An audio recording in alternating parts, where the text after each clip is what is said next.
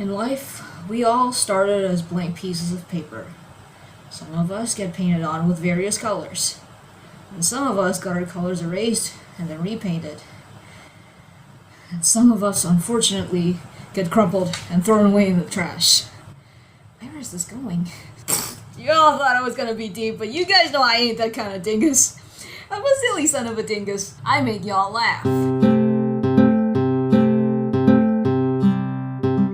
On this episode, we're gonna talk about the world's greatest invention. No, next to the wheel, of course. And the internet. Not as durable as plastic, but it sure is more biodegradable. I'm talking about paper! Paper! Remember when I said this in the last vlog?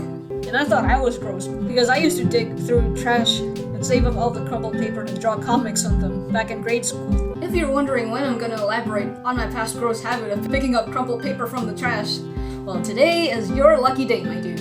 If you know me for long enough, which I highly doubt, because I don't keep contact with most of my grade school friends anymore, you probably already knew my comic series titled BFFL from the year 2001, BI, before the internet. I didn't know why I named it that. Maybe this was after I learned about the acronym BFFL stands for Best Friends for Life, and I'm doing a comic about 4 friends. It started out as a bunch of small doodles because I found a piece of crumpled paper on my desk. And I was bored during class, so I wanted to draw a story of a girl who was envious of another girl's pretty dress and handbag. So she told her mom about it, and her mom, being a seamstress, single-handedly hand-sewn her a dress and a handbag just like that. And the next day the girl wore her new dress and handbag to make a connection with the other girl. But the other girl thinks this means competition. So the comic stops there. I wanted to continue the story so badly, but ripping off a piece of paper from my notebook felt like I'm hurting my poor notebook, you know? And at the same time, I realized that my classmates were throwing crumpled paper in the trash. Then, during recess, I walked over to the trash can. I quickly checked the trash when nobody's looking, and sure enough, the pieces of paper didn't have anything scribbled on them at all. Most of them were blank and crumpled. What a waste, right? And at this point, you bet your honey-glazed buttholes I salvaged all the papers from the trash can. This means I can continue my story. And also, this means I've just saved the lives of those paper sheets from the garbage life. And that kind of made me feel like a hero. At least in my 10-year-old mind it did. So I continued the story until eventually the misunderstanding was cleared, and the two became friends, and gained 2 more friends, which fast forward to 7 years later, I did a silent comic reboot of the first chapter. And 3 years after that, animated it as a final university project. It's up on my main channel. Anyways, back to paper. So now I had a collection of used paper, and besides drawing on them, I naturally started experimenting with them. And by experimenting, I meant making little notebooks, liquid flat books, and even mini paper dolls in a dollhouse. At this point, I realized just how many possibilities there are with paper, and around the same time, some of the girls in my class were wearing accessories that were considered cool at the time. And they were kind of showing them off, at least to me. They kind of look like they're looking down on other kids who don't have them, in my eyes. Blame the 4-letter kryptonite that's been poisoning me for years. Sing it with the kids. E to the N to the V to the Y. Why do they have it and why don't I? Now, my parents have 6 kids in total, but during this time, there were still only 4 of us. And our parents would rather spend money on our education, or something useful at least.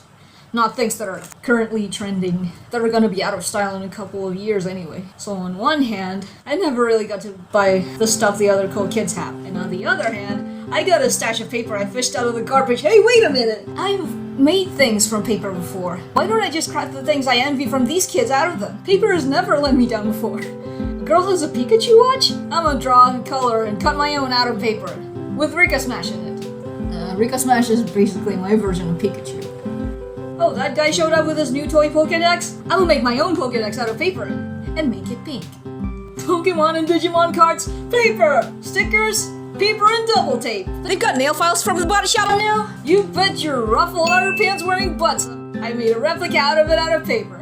And being a hopeful idiot, I actually believe that these paper replicas work just as good as the original stuff. And to be honest, some friends were impressed that I could come up with these. But most of them just thinks I'm a weirdo who fails to fit in. This carried on until the final year. And since it felt like a huge success, I continued this whole paper crafting thing through middle school. This was still the early mid-2000s, so I experienced the shift from everyone in class passing notes, exchanging diaries, to everyone suddenly having cell phones and MP3 players. The only difference is I was in middle school and not in grade school anymore. I'm a big girl now. None of that 2D paper cutout BS. I started to make 3D cutouts so they'll pop. This was around the time when everyone was using Nokia brick phones and Sony Ericsson flip phones, and phone fights were dramatic. Every time you flip a phone shut or throw it at someone's head. There are several times when every time class begins, the teacher will start confiscating the students' phones so they'd concentrate during the lecture. No worries, they always return them every time the period is over. One time when we had class with our homeroom teacher, at the time she was collecting everyone's phones in a box, not wanting to feel left out, and wanted my phone getting confiscated as well. I handed in my 3D paper cutout phone to her, putting it in the box. She gave a quick look and went, "What is this? I don't need this," and gave it back to me. And I think everyone else was pretty much laughing. I also made MP3 players with paper earphone cutouts that breaks every time. No surprises. Earphones do break easily though. Besides electronic devices, I remember copying some girls in my class whom I see as popular. For some reason I labeled them as the cool girls because assumptions. Because whenever they're together, they gave out that snooty, better than you vibes, and I felt that. Just like back in grade school. And just to clarify, these girls eventually grew up to become pretty nice and friendly people in the end. I copied their snap bracelets, mini Polaroid photo albums. Yeah, I don't know why they're popular in 2003. Keychains and button pins, all entirely made out of paper. I tried my best to use recycled paper. And for the mini photo albums, recycled plastic as the clear holders. To make the snap bracelets, I cut out a long strip of paper and then colored them and just rolled them and slid my hand in the hole. So technically that ain't no snap bracelet. That's a roll bracelet. All those months of hoarding every scrap of paper I see totally paid off. Plus I got to one-up my victims. This was the whole nail file and Pokemon Watch thing in grade school all over again. And I'm just pushing my luck. Of course, they still look at me like I'm a weirdo. That didn't change. Eventually, in high school, I started making actual friends. Ones that like the same bands as I do. Still a weirdo through and through though. This was after the time I discovered DeviantArt, so I've been drawing fan art more and more and crafting less. Can't remember if I was hoarding unused paper though. The only thing I remember making out of paper in high school was some sort of red card.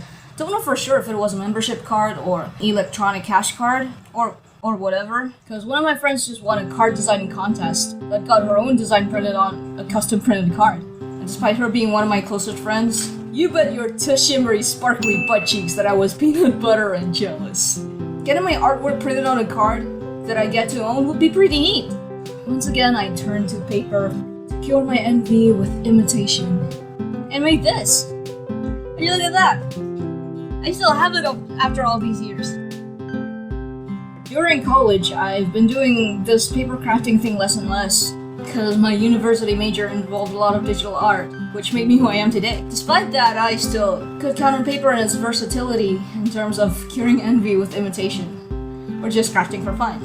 In the first year of college, aka the foundation year, we all still deal with traditional media. That's around the same time I made paper iPod Nano pranks to prank people. After that, I got interested more in animating and making mock-up websites and making music. So despite piling up paper for 4 years, there's barely any ideas for what to craft out of them. Still made a whole sketchbook out of my bus cards though. And thus we made it to the present day where I've lost the desire to craft anything from discarded paper lying around because, hello, digital artist, I barely ever doodle anything on paper anymore. Despite that, I still did once share a special bond with paper for a period of time, and I will always remember how countless of times paper has sorta helped me relieving envy with imitation.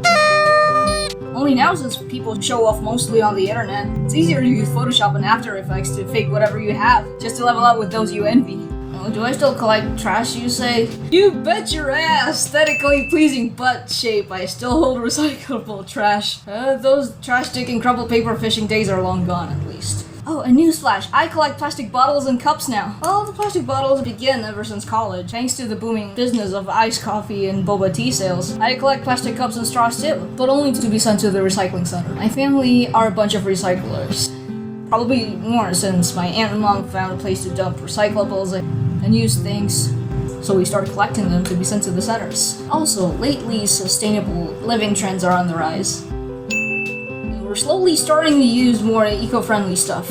Emphasis on the slowly, because they tend to be pricier than compared to their regular alternatives. And here's one of them! Tisoo provides tree-free tissues made out of bamboo, and they're pretty new in the game. I guess, because there's not a lot of YouTube reviews about them yet. This one's recommended by my BFF Camilla. I got this sample pack from the official store in Tokopedia, and I received 4 toilet rolls, 2 kitchen rolls, and 2 boxes of facial tissues. The facial tissues and toilet paper somewhat feels softer than the regular facial tissues and toilet paper. Is it just my bias though?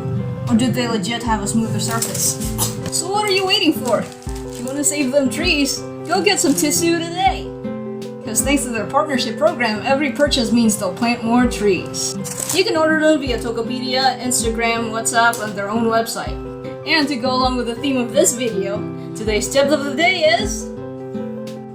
whenever you feel like trash, remember, every piece of trash gets recycled. Maybe whatever that's trashy with you right now is just a phase and you'll go through it. And you're gonna look back at yourself in 5 years and cringe. And you'll feel better about yourself now.